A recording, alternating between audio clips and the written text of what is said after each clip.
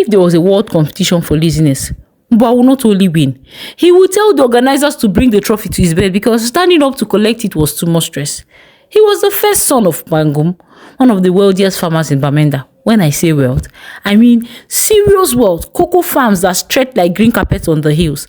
Coffee plantations that smelled sweet when the beans were drying in the sun. Palm trees heavy with fruits. The man's name opened doors. If Pangum entered the market square, traders would greet him with respect. Pangum, the pillar of the soil. But for all his success, Pangum carried one heavy burden. His son Mbwa. From childhood, Mbwa showed signs that work and him were enemies.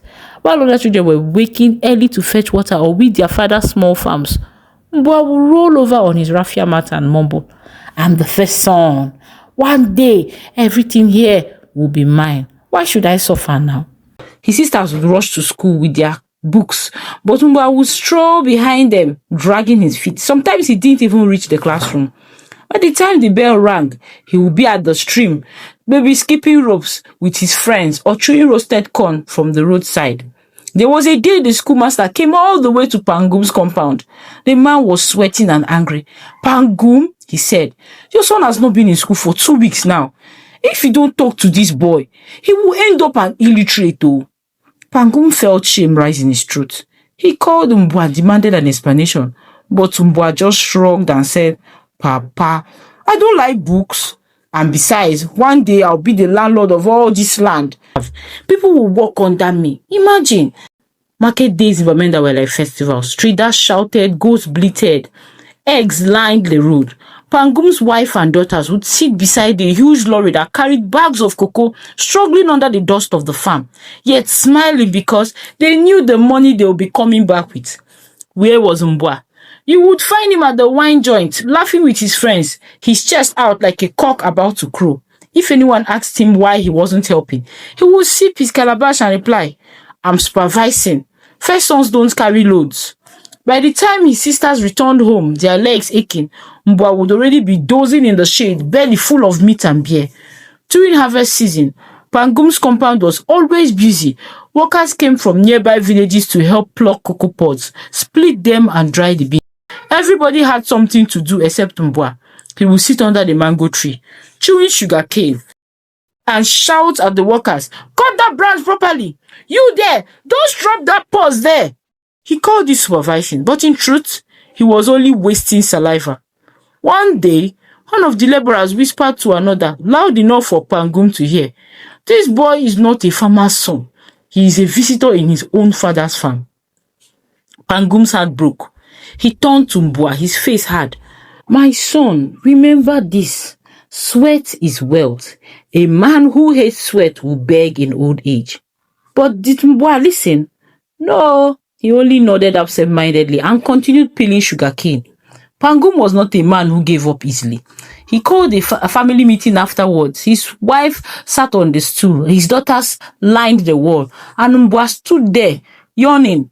"My children," Pangum began, "you see how I've struggled all my life. I built these farms with my hands. I want you to understand that wealth does not last if the next generation hates work." He looked directly at Mbwa. "My son, you are my only son. The others will look up to you. If you continue like this, shame will follow you." But instead of humility, Mbwa smiled proudly. "Papa, don't worry now. When you are gone, I will take care of everything. I will be the big man." The compound fell silent. His sisters shook their heads. His mother sighed. Pangum's heart grew even heavier.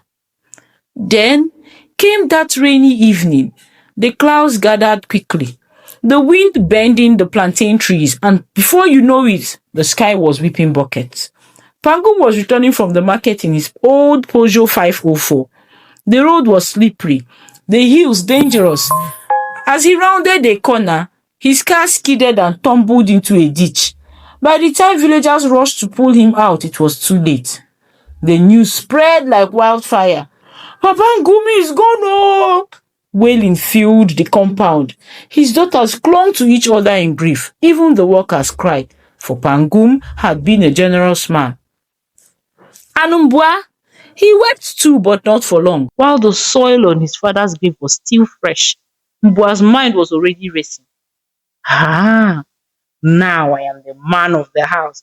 All this land, all this wealth, it's mine. He strutted around the compound like a new chief, chest high, voice loud. People thought grief had confused him, but no, that was the beginning of Mbua's true color. They buried Pangum under the Iroko tree at the edge of his big compound. The whole village gathered, drums beating, mourners wailing, dust rising like incense. For years, he had been the man whose cocoa beans filled the market, whose name was a shield against hunger. Men carried him on their shoulders as if carrying a whole season of harvest. When the last spade of soil covered his grave, silence sat heavy. Then all eyes turned to his first son. Mbua, one uncle said, placing a heavy hand on his shoulder. Now, you are the head of this house. Protect your mother. Protect your sisters. Are you hearing me? Remember your father's name. The words were meant as a blessing, but Mbua took them as a crown.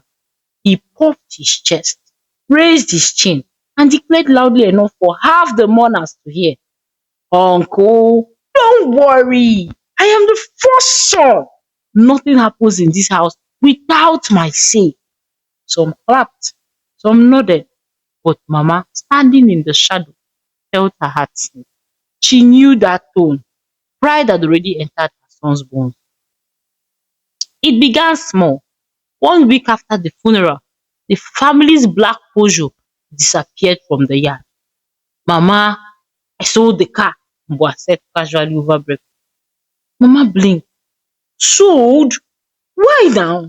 Your father was just buried 3 weeks ago, Mbua. Why are you selling off all his things? It's for management purposes, he replied. I am preparing bigger things for us in this family. Don't worry. I will invest the money very well. You women, you don't understand anything about investment. The sister exchanged glances. Later that night, Electa whispered, "Hmm, bigger things for the family. Since when has our brother managed even his own life?" Ngwe giggled bitterly. "Hmm, biggest achievement is sleeping until noon." The youngest man hugged her knees. Maybe he means well, she said softly, but even her didn't believe her words. Soon after, another document vanished. Then another car. Every time Mama asked, the answer was the same. I am the first son. I can manage my father's property. But the house saw no change, no repairs, no new workers, or even tools. The money melted like butter left in the sun. One night, unable to sleep, Mama crept into Mpangum's old room. She pulled out the drawer where Mpangum kept all his documents. Tears streamed down her eyes as she noticed that most of his documents, his stamp titles, his car documents, most of it were all gone. She went into Mpangum's hidden drawer where he had hid the title documents of his cocoa farm. That was his largest estate and the main source of Pangum's entire business. Pangum kept it differently because of the worth he placed on it. At last, she found it. A cocoa farm document. She held it closely, whispering, Ngum, my husband, forgive me. Your son does not know the value of sweat. I must protect this with my life. She took the documents, hid them in a secret place only she knew, and swore a silent vow. As long as I breathe, the cocoa farm will never be sold. But greed is a restless guest. Weeks later, Mbua barged into the kitchen where Mama was stirring palm nut soup. Voice was loud, his chest broad. Mama, I've been looking for the cocoa farm papers. Mama ignored him. I think it would be a good idea to sell it, he continued. I already have good buyers that are waiting to buy it. The spoon slipped from her hand, splashing soup on the fire. What did you just say? Mama, I am the first son. I'm not only the first son, but the only son in this house. I decide what happens here. That land will bring us money, oh. And if we sell it, we can all better our lives. I can manage this money and put it in other investments that will help us. But sincerely, no one in this house can hold or manage farm business like Papa, whether you agree or not. Mama's eyes burned. Mbwa, you have sold your father's cars. You have sold other lands. You have sold all his farmlands, his belongings. Not a coin have you returned to this family. And now you want his heart? That farm, that cocoa farm, is his blood. Over my dead body will you touch it? Ngwe stormed in, her hands still muddy from within. Brother, you call yourself manager. Since Papa died, we have not seen one new leaf, one new roof, not even salt added to this house. Please tell me, what are you managing? Brother, what are you managing? Mbwa's face fitted. Shut up your mouth. You are only a daughter. What do you know about inheritance? Manka, trembling but brave, stepped forward. At least I know inheritance is meant to feed a family, not feed only one man's mouth. It's not fair. Oh. Mama rose to her full height, pointing her finger at him. Mbwa, listen and listen well. You may be the first son or only son or whatever you call yourself. I don't care. But I'm the wife of the man who planted those trees, and I will never release that paper to you. The compound fell silent, broken only by the crackle of the fire. For the first time, the sisters stood united with their mother, their voices louder than Mbwa's boasting. Mbwa sat at the palm wine joint that afternoon, grumbling like a man cheated by destiny. His friend Tazo, who was always broke yet always had ideas, leaned across the table. Mbwa, why is your face long? Mbwa slammed his hand on the table. It's my mother.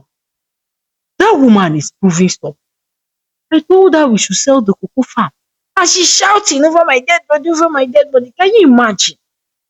The first son begging for papers. My own inheritance.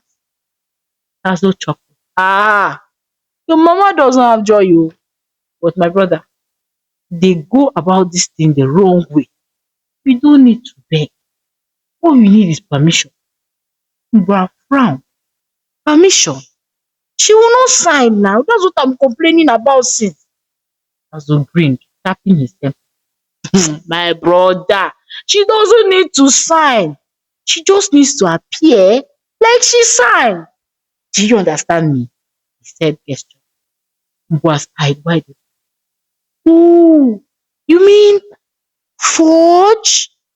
Tazo spread his hands. Call it whatever you like, oh. All I know is I have a friend who can make your mother's pen dance even if she's fast asleep. Mbwa hesitated for a half a second, then laughed. Take me to him, please. The next morning, they walked through the back alley of town until they reached a small wooden kiosk, smelling of ink and kerosene.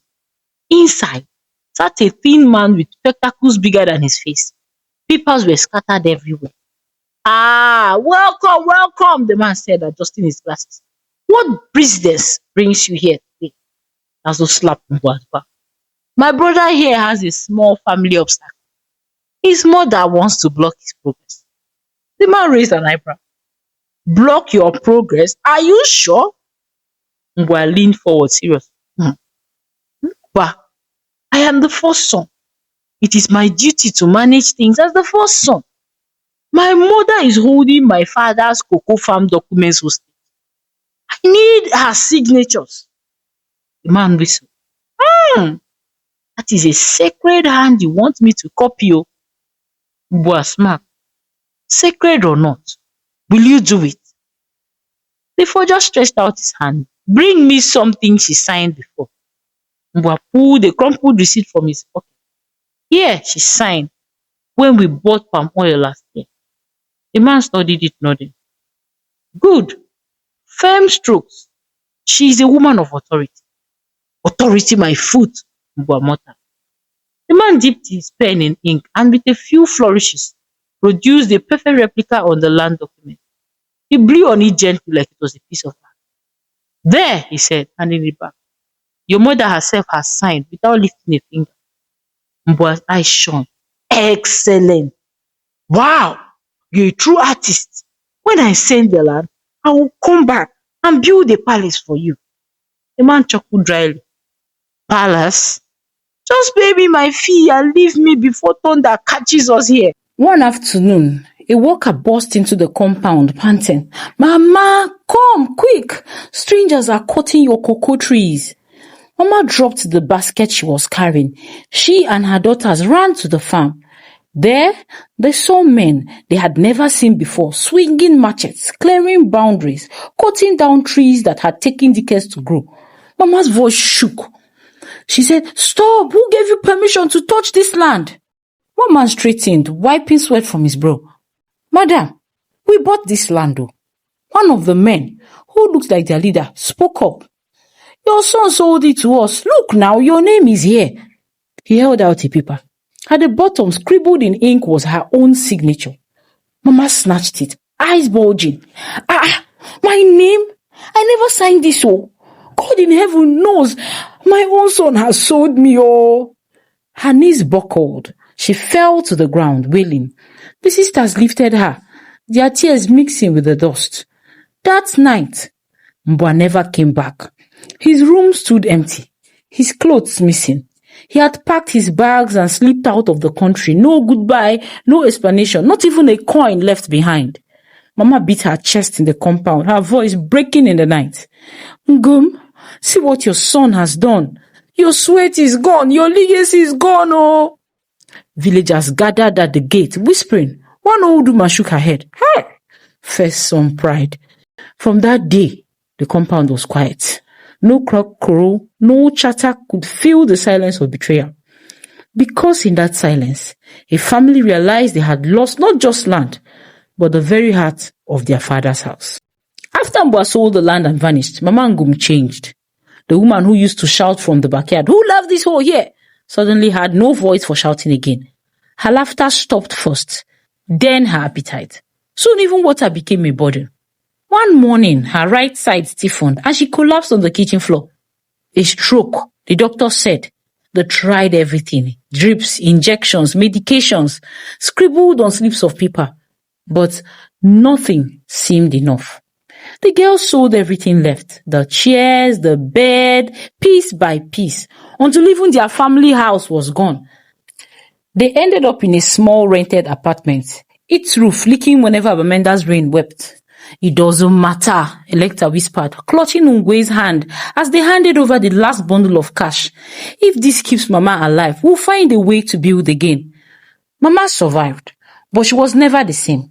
She could barely sit upright without trembling. Reaching Mbwa was impossible. His phone switched off, his trail gone. A friend finally told them when they asked him that he had gone to Belgium. One evening, the sisters sat in the hospital corridor. Electa's eyes were swollen with tears. "What do we do now?" Ngwe whispered. "We don't have anything left." "I don't know," Electa said, her voice raw. "Mama's savings are gone. Ours too. And she isn't even getting any better. We have no house, no land, nothing to hold on to." Silence sat with them like a fourth daughter. But Electa clenched her jaw. "We must learn new things. If not for us, at least for Mama. And we also have to train Manka." The next day, she swallowed her pride and went to Mami Sandrine, the neighborhood seamstress. "Teach me, Mami," Electa said. Mami Sandrine raised an eyebrow. Pangun speaking? You want so?" "Please, ma, is our only hope." And so, she learned. She pricked her fingers until they looked like pincushions. She battled stubborn fabric until it bent beneath her hands. Her first blouse leaned sideways like a drunken uncle, but by the 5th week, women were whispering, "Give wrapper to that girl, oh. She has creativity." Meanwhile, Ngwe hawked Puff Puff through Bamenda streets. She tied a basin of Puff Puff on her head and turned her mouth to radio. "Hot Puff Puff, sweet Puff Puff," she sang, walking past taxis and Okada like a one-woman parade. Children followed, giggling. Some mocked. "See Pangum speaking. She's talking like us." She smiled through it, counting coins at night and pressing her warm palm to Mama's forehead to check her fever. Manka, the youngest, returned to school. She studied like a girl with one candle for a long dark night. Together, the sisters kept Mama alive. They boiled herbs, bought tablets, whispered prayers. Hunger visited though, but it never stayed. Years passed. Manka graduated top of her class, winning awards that shone like borrowed stars. During their convocation, a visiting businessman moved by her excellence pressed 2 million francs into her hands. When she told her sisters, they were excited. They quickly pulled the gift with their savings. Let's start a farm again, Electa advised. They bought a modest plot in Boya. Word spread. Bangum's daughters are starting afresh. Those who once owed their father remembered his kindness. Some offered free labor. A lorry driver carried produce for half the cost. The land answered. Cassava grew from underground, quiet but confident. Maize stood straight like choir members on Sunday. 3 seasons later, the sisters pinned a wooden sign near the gate. Ngum soil and seed. It wasn't only a dream now, it had receipts. Electa counted stock like a banker at month end. Ngwe opened a tiny shop by the rope, sewing school uniforms and selling thread that never finished. Manka signed a cooperative contract that actually paid when they said they would pay. Miracle? No. Discipline. Mama improved like sunrise, slow but sure. One afternoon, she insisted on walking the rows, left hand trailing the leaves, face soft like old music. Your father used to greet these trees, she said. You people have his good madness. By year 5, the farm wasn't crawling. It was running. They hired staff, trained staff, and even had savings alive and well. Then the sisters aimed for the mountain they had been circling in their hearts. Buy back Papa's cocoa farm. By that 5th year, their farm thrived. With savings and steady income, the sisters made one more move. They fought through bureaucracy and bought back Mpangum's original farm. On the quiet morning, they took Mama there. She knelt, pressed soil to her forehead and whispered, Ngum, your children kept the vow. Even the trees seemed to bow in witness. But news traveled fast without feet. One Hamatan evening, the gate of Nguman's soil and seed creaked open, and a man staggered in with a bag that looked too light to contain his shame. His cheeks were hollow, his eyes red from dust, and his once boastful voice had become a cracked whisper. It was Mbwa, the same Mbwa who sold his father's land, the same Mbwa who vanished to Belgium, leaving his mother sick and his sisters hungry. Now, he stood trembling in front of them. Electa, Ngwe, Manka, he muttered, dropping his bag on the ground. I have suffered. Europe has taught me a hard lesson. Please forgive me. Please give me a place to stay. I will change, I promise. Silence fell on the compound. Even the farm workers paused their laughter and pretended to sweep, just to hear the verdict. Manka the youngest crossed her arms. Her eyes burned like coal. Never. He left us to die, oh. He cannot come back here and start eating food he did not cook. No. But Mama, frail yet wise, coughed softly from her stool. Ngwe looked at Electa. Electa looked at the sky, then at her mother's weary face. Finally, Electa spoke. We will let you stay, but not as a brother. You have to work here, now as a staff. They gave Mbwa a small job, not on the field. He had no strength for cocoros. Instead, they placed him in charge of farm's tiny office, a simple structure by the roadside where contracts were signed and produce recorded. Guard this place, oh, Electa told him firmly. Keep the books. Record every harvest. Show us you can handle that. Mbwa nodded quickly, his eyes bright. Yes, I'll prove myself. You will see now, I'm a new man. Mama smiled faintly. Manka rolled her eyes. For the first week, Mbwa sat in the office every morning, pretending to arrange papers. He even borrowed Electa's pen and scribbled numbers across pages, as if running an empire. But by the 2nd week, things began to change. Workers arrived to deliver baskets of maize, cassava and beans, but Mbwa was never at the desk. Sometimes the door was locked. Other times they found him lounging under a tree, chewing roasted cod and telling stories of his European experience. At first, the sisters thought he was only careless. The rumors started to whisper. Didn't we send 20 baskets of cassava last week? Ngwe asked one evening. Yes, Electa replied, frowning at the ledger. But the books are only showing 10. What's going on? They investigated quietly. One dawn, Nanka followed Mbwa in secret. What she saw made her blood boil. He wasn't guarding the office at all. He was harvesting produce on his own, loading baskets onto a hired wheelbarrow and selling them at the roadside market for quick cash. By the time Manka returned to the compound, her anger was fire. I told you people, she shouted. He hasn't changed. He's still the same Mbwa. Greedy human being, very careless and selfish. That evening, the three sisters cornered him in the office. Where are the missing crops? Electa demanded. Mbwa stammered, sweat rolling down his forehead. I was only trying to help. I thought if I sold some quickly, I could raise some small money, at least for my upkeep. For yourself. You alone again, Ngwa snapped. This farm fed Mama when you abandoned us. This farm clothed you when you returned with empty hands. Are you still steal from it?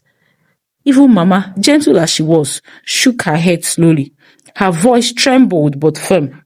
Mbwa, you have failed again and again. The sisters had no choice. They closed the office, locked the door and told him plainly, please leave. On the morning of his departure, Mbwa sat outside with his bag, the same light bag he had arrived with. His face was grey with shame. The workers ignored him. The sisters avoided his gaze, and even the tree where he used to lean was looking like it was running away from him. Only Mama called him. Come here, my son. He knelt by her side. She opened a small tin box she had kept under her bed. From it, she pulled a folded document, yellow with age. I used my small savings years ago to buy a little farm, she whispered. It's not a big one like this. It's just 2 plots. I kept it secret for a day like this. Take it. Use it to take care of yourself. If you fail again, let it be on your head, not ours. Tears rolled down Mbwa's cheeks as he clutched the paper. Mama's eyes softened, but her words were heavy. You lost your own father's land. You lost your family's trust. Do not lose this last chance. With that, Mbwa picked up his bag, bowed low and walked away, down the dusty road, towards the small farm that would decide the rest of his story. In Bamenda, when neighbors heard the tale, they shook their heads and said, sometimes, the inheritance is not the land or money you are given. It's the chance to prove yourself, to prove that you can carry even a small one. And so, the story of Mbwa's return ended, not with glory, not with triumph, but with a single folded document in his hand and a path only he could walk. The end. Thank you so much for watching this story to the end. And that was how late Pa Ngum walked with sweat, but his first son walked only with noise. But I thought that being the eldest was like having a magic ATM card. Insert your surname and money will flow forever. Unfortunately, when he tried, the machine said insufficient character. But look at those daughters of hers. One stitched until her fingers looked like porcupine. One hawked puff puff until she could shout louder than a church microphone. And the youngest turned her school books into a farm empire. Together they brought back a crown their brother had already pawned to strangers. The lesson here is that legacy is not a chair you sit on. It's a load you carry, and if you refuse to carry it, your sisters will, and they will look fabulous doing it. Thank you so much for watching. Don't forget to like, share, and subscribe to this channel for more interesting stories like this. Until next time, bye.